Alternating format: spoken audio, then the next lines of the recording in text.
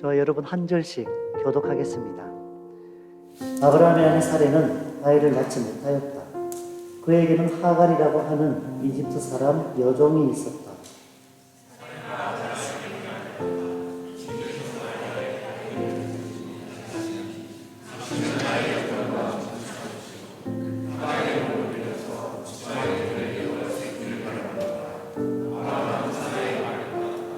아브라함의 아내 사레가 자기의 여종 이집트 사람 하갈을 데려다가 자기 남편 아브라함에게 아내로 준 때는 아브라함이 가나안 땅에서 살아온 지 10년이 지난 뒤이다.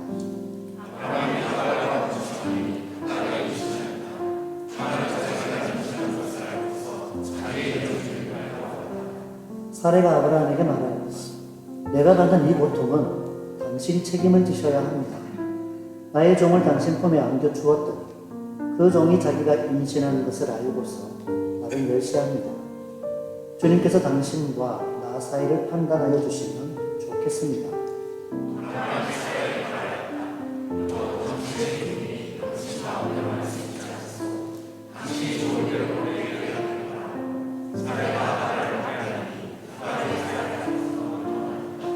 주님의 천사가 사막에 있는 샘 곁에서 하갈을 만났다.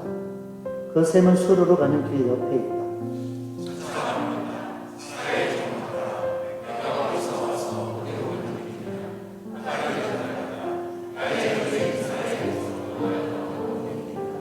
주님의 천사가 그에게 말하였다. 너의 여주인에게로 돌아가서 그에게 복종하면서 살아라.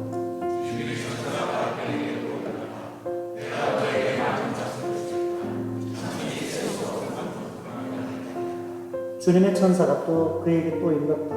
너는 임신한 몸이다. 아들을 낳게 될 터이니 그의 이름을 이스마엘이라고 하여라. 내가 고통 가운데서 부르짖는 소리를 주님께서 들으셨기 때문이다.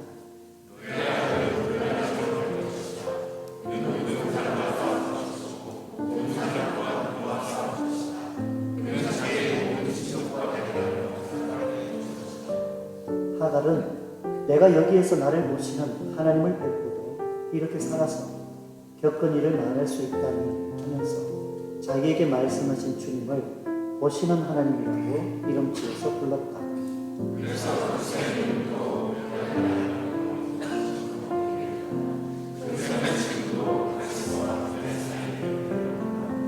하갈과 아브라함 사이에서 아들이 태어나니 아브라함은 하갈이 낳은 그 아들의 이름을 이스마엘이라고 지었다.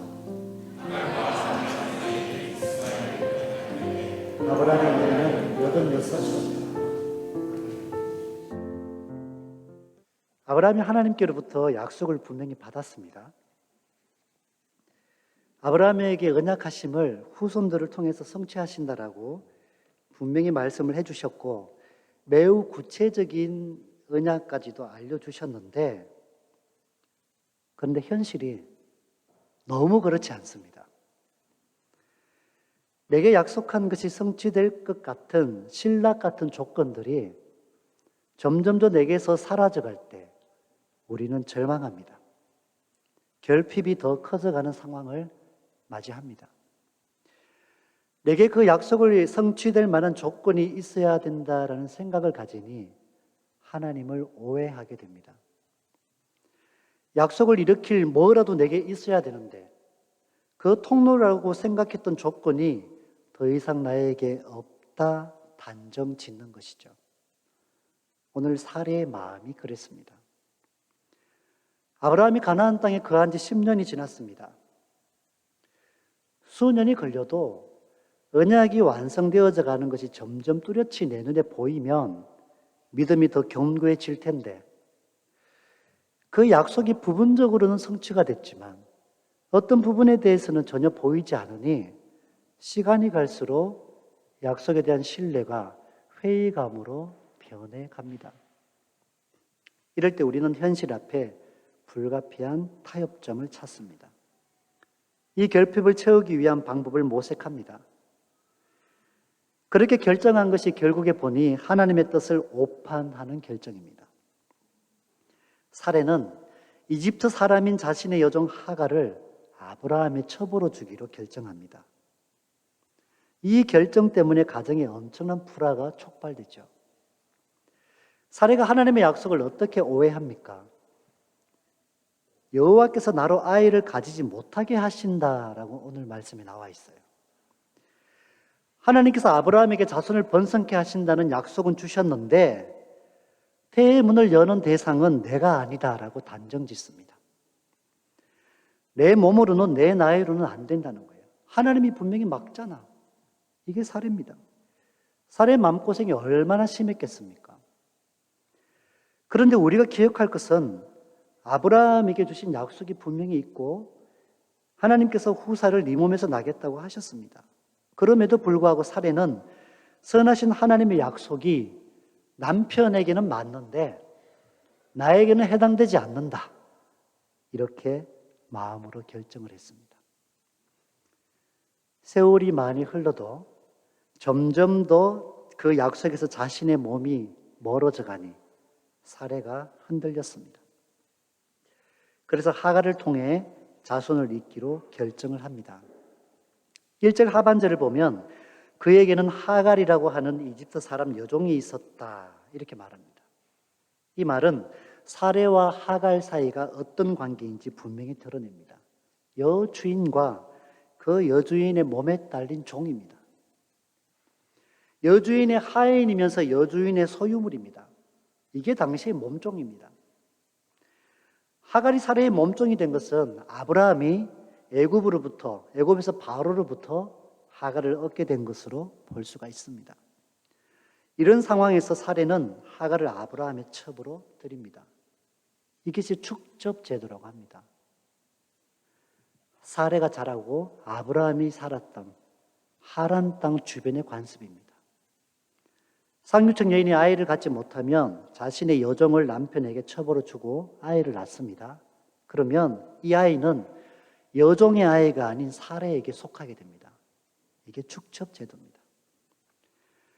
자녀 없이 70대 중반에 들어선 지금 사례가 얼마나 근심에 빠졌겠습니까?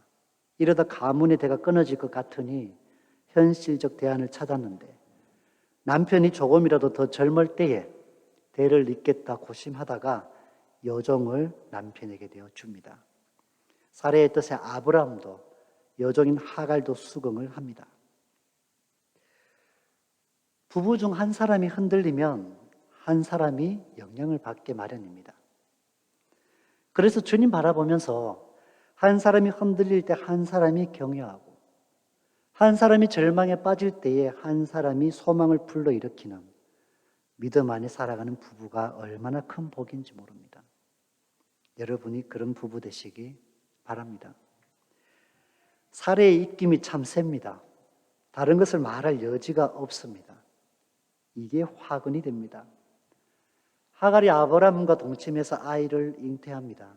그랬더니 하갈이 돌변합니다. 자기의 위치를 망각합니다. 교만함이 불쑥 올라와 여주인인 사례를 업신여기기 시작합니다. 사례의 판단으로 붙잡았던 우상의 도시 하란에서의 성행했던 축첩제도입니다. 인간적인 관점에서 현실을 보면 주의 약속에서 내가 멀어져 있습니다. 그래서 하나님의 약속을 믿는 대신에 지금 내 손에 잡히는 것을 대체합니다. 하나님도 이것을 원하실 거야. 스스로 합리화하며 적절한 타협점을 찾았습니다. 그랬더니 예기치 못한 시련이 닥쳐옵니다. 몸종인 하갈에게 모욕을 당합니다. 아브라함의 아내로서의 위치도 불안한 것 같습니다. 그랬더니 이제는 원망이 터져 나옵니다. 남편 아브라함에게 이 상황을 수습하라는 겁니다. 큰 결심하고 내 종을 당신에게 안겨주었는데 임신 후부터 나를 이렇게 멸시한다는 거죠. 결정하라는 겁니다. 하갈이냐 나냐? 누가 당신의 아내인지 지금 결정하라는 것입니다. 이런 억척이 어디 있습니까? 하나님의 뜻이 아닌 자신의 계산과 판단대로 선택했더니 이게 좋은 것이 아니었습니다. 온 집안의 불화가 일어납니다. 그랬더니 아브라함이 당신의 여종이니 당신의 종이니 당신이 알아서 하십시오. 그럽니다. 그동안 참았던 사레가 하갈에게 분노를 쏟아냅니다. 하갈에게 당했던 안갚음을 하는 거죠. 교만함으로 선을 넘어 주인 행세하던 하갈이 사레로부터 감당할 수 없는 고통을 당합니다. 학대받던 하갈이 너무 괴로워서 살려고 도망친 곳이 광야입니다. 이와 같이 사레의 생각대로 진행된 일은 모든 사람이 총체적 파국을 맞이하게 했습니다. 하갈은 그녀의 집을 잃게 되고 사레는 여종을 잃고 아브라함은 자신의 두 번째 아내에서 태어날 아들을 잃게 될 상황이 됐습니다. 그렇게 하갈이 사막으로 도망쳐 셈 곁에서 슬퍼합니다. 이때 하나님의 사자가 찾아오셨어요. 구약에서 하나님의 사자는 하나님을 주로 의미합니다. 하나님이 묻습니다. 어디서 와서 어디로 가느냐? 그랬더니 하갈의 말은 나의 여주인 사레에게서 도망쳐 왔습니다. 집을 뛰쳐나와 보니 광야에서 고생을 해보니 자신의 위치를 알게 되는 거죠. 나의 여주인 사레에게서 도망쳐 왔습니다. 자신이 사레의 여종임을 시인하는 겁니다. 어디로부터 어디로라는 데에서 어디라고 하는 말에 중요한 의미가 있습니다. 여기 하나님의 하갈을 향한 마음이 모두 담겨 있습니다. 처음 어디는 하갈이 지금 있어야 할 자리입니다. 뒤에 어디는 고통이 싫어 하나님의 뜻을 벗어나려고 하는 하갈이 향하는 장소입니다. 네가 떠난 그 장소로 들어가라는 얘기입니다. 지금 네가 향하는 그곳은 나의 약속과 무관하다 하십니다. 너의 위치를 알고 다시 여주인에게로 돌아가는 것입니다. 복의 근원이 되는 아브라함의 장막에 거하여야 너도 그로 인하여 복을 받는다는 것입니다. 여주인에게 가서 그 말에 복종하며 살라고 합니다. 누구라도 자신의 위치를 망각하면 돌이킬 수 없는 결과가 일어납니다. 종은 주인의 뜻을 잘 받들어 사는 것이 가장 행복한 길입니다. 종이 주인 행세하기 시작하면 주인의 분노를 일으킬 수밖에 없습니다. 그런데 이런 하갈을 하나님이 돌아보셨어요. 평생 사레의 몸종으로 살다 죽을 하갈을 통하여 아브라함의 자손을 낳게 하십니다. 아브라함의 몸에서 날짜로 온 땅에 번성케 하시겠다는 그 시작이 하갈의 배에서 난 아이입니다. 자신의 교만으로 주인에게 학대받던 하갈이 살겠다고 뛰쳐나간 곳이 광야였습니다. 이곳 광야에서 오직 하나님과 1대1의 독대 중에 주님의 은혜를 입었습니다. 고통과 절망 가운데 방황하던 광야 가운데서 함께 하시는 하나님으로 위로받고 일상으로 돌아온 회복의 시간이었습니다. 오늘 말씀 9절에서 11절을 보면 하갈이 자신의 위치를 인정하고 겸손히 일상으로 돌아가게 된 원인을 찾을 수 있습니다. 9절, 10절, 11절 동일하게 여호와의 사자가 그에게 이르되 하나님이 반복적으로 말씀해 주셨다라는 것입니다. 세 번이나 하나님이 하갈에게 말씀하셨습니다. 하나님의 말씀이 그의 심령의 변화를 일으켰습니다. 어서 여주인에게 돌아가 주인으로 섬기며 살라 합니다. 아이를 잉태하였는데 여전히 사레가 너의 주인이다. 이것을 기억하게 합니다. 어쩌면 냉정하고 가혹한 명령 같습니다. 어떻게 거기 다시 돌아갑니까? 사레의 권위를 인정하고 사레에게 주인으로 섬기며 당하는 어려움을 네가 순종하며 받아들이는 것이 본분이다. 이것을 하나님께서 알리시는 겁니다. 여기까지만 보면 하나님 정말 매정하신 것 같습니다.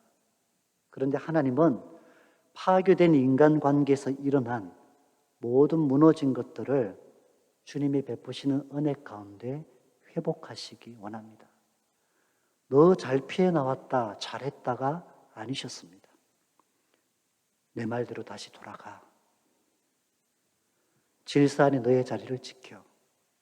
이것이 하나님의 말씀이었습니다. 그러면 내가 너를 구원하리라는 하나님의 은혜로 함께 하십니다. 이어지는 약속에서 한없는 하나님의 사랑과 긍휼이 일어납니다. 하갈의 자손이 아브라함에게 주신 언약에 포함되어 있는 겁니다. 셀 수 없이 많은 자손을 될 것이라는 그 약속에 하갈의 아이가 있다라는 얘기입니다. 하나님이 하갈의 고통을 들으셨고 아브라함이 86살에 하갈에서 아이가 태어납니다. 이 아이 이름을 이스마엘이라고 합니다. 그가 오늘날 터키와 아랍인들을 구성하는 12족속의 조상입니다. 들나귀같이 광활한 광야를 누비며 살아가는 베두인계의 호전적이고 대담한 이들의 모습이 12절의 언약이 성취되었음을 우리가 알 수가 있습니다. 이제 하갈이 아브라함의 장막으로 다시 돌아옵니다. 돌아왔더니 아브라함에게 주신 복이 하갈에게까지 흘러갑니다. 하나님께서 하갈의 고통을 들으셨습니다. 그런데 그 고통이 사라질 것이라 약속하지 않으셨어요. 주인을 섬김에 있어서 어려움이 여전히 따를 것이야. 그러나 너의 태의 자손, 그 아이로 인해서 자손의 번성을 줄게. 이것이 하나님의 약속이었습니다.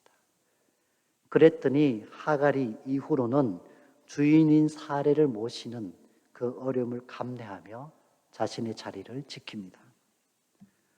사랑하는 성도 여러분, 나의 선택과 결정이 언제나 하나님의 뜻에 합합니까? 그렇지 않습니다. 내 결정과 판단이 내가 주체가 되면 더 이상 하나님을 신뢰하지 않습니다. 나의 실수와 나의 약함으로 무너지고 넘어질 때에 하나님을 나와 동일시합니다. 하나님을 실수하고 결함이 많은 존재로 여깁니다. 이건 하나님도 할 수 없어. 이것이 우리가 무너질 때 우리의 입에서 나오는 말입니다. 그래서 겪는 고난과 아픔이 있습니다. 하나님은 내가 주도한 판단과 결정으로 모든 것이 무너질 때도 그것을 돌이키시어 회복하는 능력이십니다. 이것이 하나님의 뜻입니다. 그 고통으로 광야로 뛰쳐나가 호소하는 이들의 아픔을 외면하지 않습니다. 위로하시어 회복의 은혜를 베푸십니다. 그 은혜가 죽기로부터 멀어진 우리를 주의 뜻으로 돌이키시는 것입니다. 이것이 우리에게 주신 뜻입니다. 아내가 직장 생활을 오랫동안 했습니다. 여직원 중에 레전드라고 불렸죠. 가장 오래 직장 생활을 하다가 이곳으로 오면서 직장을 그만뒀습니다. 직장 생활 힘들다는 얘기를 한 번도 한 적이 없는데 한 번은 저한테 이야기를 하더라고요. 많이 힘들었나 봐요. 정말 힘들었구나 속으로 생각했습니다. 그래서 이야기를 계속 들어줬습니다. 들어주고 공감하고 다독이다가 마지막에 이 말 한마디 했습니다. 그래도 상사고 업무를 맡기는 위치니까 나와 방법이 달라도 그가 원하는 요구대로 맞춰야 되지 않냐. 당신이 그분의 위치고 그분이 당신의 위치였다면 그 사람이 당신에게 맞추지 않았겠냐. 이런 얘기를 한번 한 적이 있습니다.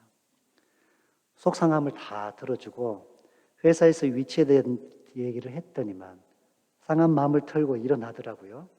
그렇게 또 회사에서의 일상을 좀 더 편하게 그렇게 해가는 모습을 봤습니다. 우리는 오늘 하나님의 언약 안에 각각의 위치에 있는 세 사람을 보고 있습니다. 먼저 사레의 모습입니다. 아브라함의 아내고 하갈의 여주인으로서 주의 약속이 멀게만 느껴졌던 사람입니다. 그래서 내 생각과 판단을 하나님의 뜻일 거야 쇠뇌시키며 결정한 일들이 있었습니다. 이로 인해 삶의 여러 상황들이 얽히고 설키는 예기치 못한 아픔을 겪습니다. 이런 사라의 모습도 주님이 기억하십니다. 하갈은 어떻습니까? 사례의 몸종입니다.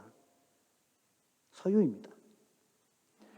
여주인의 결정으로 자격 없는 나에게 베풀어진 자리인데 내가 선줄로 생각하여 교만하였다가 권고함에 처한 날들의 고통도 하나님은 기억하십니다. 아브라함은 어떻습니까? 우유부단합니다. 살해의 결정에 하나님의 뜻인지 구하지도 않고 그저 휘둘립니다. 그런데 이러한 아브라함도 이후에 변합니다. 독자 이삭을 하나님이 나에게 바치라 하셨을 그때에 아침 일찍 일어나 이삭을 데리고 집을 빠져나갑니다. 아내에게 휘둘릴까 봐. 아내의 말에 또 넘어갈까 봐. 그래서 주의 뜻에 순종하기 위한 결단으로 적극적으로 행동했던 아브라함입니다. 이들의 모습을 가까이 들여다보면 내가 보이지 않습니까? 주님의 몸된 교회를 이룬 우리의 모습입니다. 우리는 연약하고 우둔하고 실수도 합니다. 그런데 낙심하지 말 것은 우리가 믿고 의지하는 주님이 완전하십니다. 그 주님을 신뢰하십시오. 어그러지고 비틀어진 것들을 고치시고 회복하시어 바로 세우시는 참 좋은 아버지이십니다. 하나님의 은혜는 하나는 살리고 하나는 죽어야만 성립되는 것이 아닙니다. 잘못된 결정이었음에도 주의 뜻 가운데로 회복하시고 자신의 위치를 망각한 교만한 마음도 겸손히 낮추시어 은혜로 살리시는 것이 하나님의 뜻입니다. 상한 갈대도 꺾지 않으시고 꺼져가는 등불도 끄지 않으십니다. 우리는 내 눈앞에 갈대가 거의 꺾여져 가면 완전히 꺾어버리고 싶습니다. 그렇지 않습니까? 다 타들어간 초면 불고 끝내고 싶지 그걸 또다시 살리고 싶지 않습니다. 하나님은 모두를 살리시기 위한 사랑을 가지고 우리를 보고 계십니다. 오늘 말씀의 처음 사건은 아브라함의 장막에서 일어납니다. 이때의 주도권은 하나님의 약속을 오해한 사례가 가지고 있습니다. 그랬더니 아브라함의 장막에서 문제가 커졌습니다. 사례의 계산과 판단으로 온 집안에 불덩이가 떨어졌습니다. 복이 넘쳐야 할 장막이 진흙탕 싸움으로 뛰쳐나가고 싶은 곳이 되었습니다. 사례의 생각과 전혀 다른 방향의 현상이 일어납니다. 분노한 여주인 사례의 극심한 학대를 받게 된 하갈은 살려고 광야로 뛰쳐나갔습니다. 우상과 향락의 도시, 자기 고향인 이집트를 향하다 광야에 그만 주저앉았습니다. 슬퍼서 고통을 호소하는 중에 슬픔에 잠긴 하갈에게 주님이 찾아오셨습니다. 여기 광야에서는 하나님이 주도하십니다. 하나님이 주도하시니 변화가 일어납니다. 하나님과 하갈의 독대입니다. 아브라함의 장막으로 돌아가 주인인 사례에게 복종하며 살랍니다. 그리고 하나님의 축복까지 받습니다. 주님의 은혜를 경험하니 자신이 보입니다. 하나님의 약속을 받으니 마음의 변화가 일어납니다. 그렇게 해서 다시 아브라함의 장막으로 들어갑니다. 돌아온 아브라함의 장막에서는 하갈이 주도합니다. 겸손한 마음으로 낮아진 하갈이 섬겼더니 사례의 분노가 사그라듭니다. 하나님이 주신 약속이 성취됨을 경험하게 되는 것입니다. 모든 상황을 하나님의 뜻 가운데로 회복하셨습니다. 하갈은 아브라함의 아내가 되고 하나님의 언약도 받습니다. 하갈은 결국에 사례를 위해서가 아니라 자신과 아브라함의 아들을 낳았습니다. 사례의 모든 권위가 있었고 사례의 계획이 있었음에도 불구하고 고통 중에 정당함을 입증받은 사람은 하갈이었습니다. 그리고 사례를 향한 하나님의 계획은 분명히 사례 자신의 몸에 주시는 아이를 소망하라, 이 약속을 일깨워 주셨습니다. 시간과 환경에 제약을 받는 인간의 한계가 있습니다. 그래서 우리가 하나님의 약속에 대해서 흔들릴 때가 있습니다. 여러분, 기다림이 필요합니다. 기다림이 필요합니다. 하나님이 하신 약속이면 눈에 보이는 것이 전부가 아님을 여러분들이 마음으로 믿으시기 바랍니다. 사례를 향한 하나님의 약속은 14년이 더 지나 성취됩니다. 사랑하는 성도 여러분, 인간적인 결정과 판단은 하나님의 선한 뜻을 이루지 못합니다. 아무리 발버둥 쳐도 거기에 하나님의 뜻은 이루어지지 않습니다. 오히려 큰 위기와 불화의 원인이 됩니다. 하나님은 하갈을 보호하고 지키고 복주셨습니다. 또한 사례를 향한 뜻도 여전히 변함없이 성취하고 계셨습니다. 이렇듯 하나님의 약속 가운데 있는 사람에게는 모든 것이 합력하여 선을 이루게 하십니다.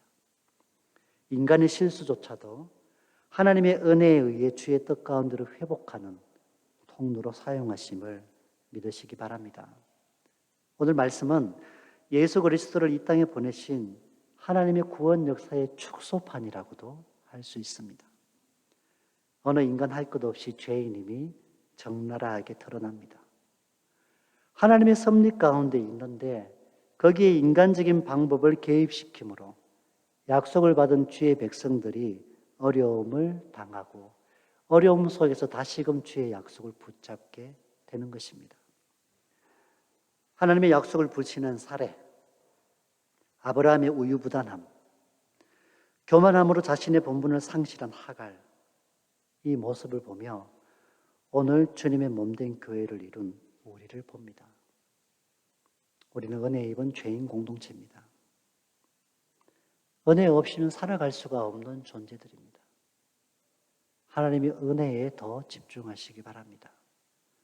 충만한 은혜로 살아야 그 은혜 속에 하나님의 약속의 성취를 보게 될 것입니다. 이 시간 함께 기도하겠습니다.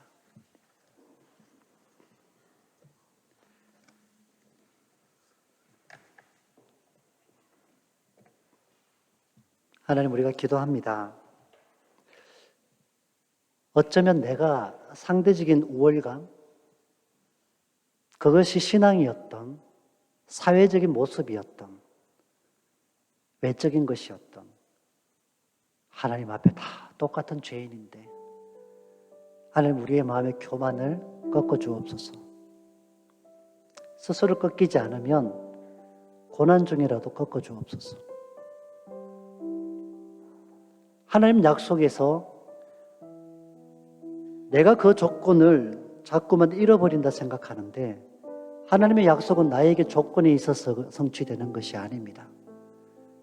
약속하셨으면 하나님이 이루시는 것입니다. 이 변함없는 약속을 붙잡고 나아가는 우리가 되게 하옵소서. 주님의 뜻을 구하며 그 뜻 가운데로 행하는 믿음의 발걸음이 되게 해 주옵소서. 우리 이 마음 가지고 다 같이 기도하겠습니다. 하나님, 감사드립니다. 선하신 주의 뜻 가운데 우리를 인도하시고 변함없는 약속을 붙잡고 살아갈 수 있음이 은혜입니다. 나에게서 하나님의 약속의 조건을 찾지 말게 하시고 하나님의 약속을 붙잡게 하옵소서. 한없이 약한 나를 어떻게 믿습니까? 하루에도 수십 번씩 변하는 나를 어떻게 의지합니까? 신실하신 주님을 의지하며 나아가는 우리가 되게 하옵소서. 약속 믿고 굳게 서게 하옵소서. 하나님께서 우리에게 허락하신 자리, 위치를 기억하게 하옵소서. 질서 가운데 함께 세워져가는 우리의 모습이 되게 해 주시옵소서. 하나님의 뜻을 구하며 주님의 약속 가운데 든든히 세워져가는 믿음의 발걸음들 되게 해 주셔서 나의 의가 아닌, 나의 자랑이 아닌 오직 하나님의 은혜로 우리의 삶의 자리를 지키며 살아갈 때에 하나님의 약속이 성취되어짐을 믿음으로 보게 하여 주시옵소서. 선하신 주님을 의지합니다. 약속하신 것 반드시 성취하시는 신실하신 하나님을 의지하고 나아갑니다. 우리가 죄인 공동체입니다. 하나님, 은혜에 입은 죄인 공동체입니다. 이것을 기억하며 살기 원합니다. 이것을 기억하며 살기 원합니다.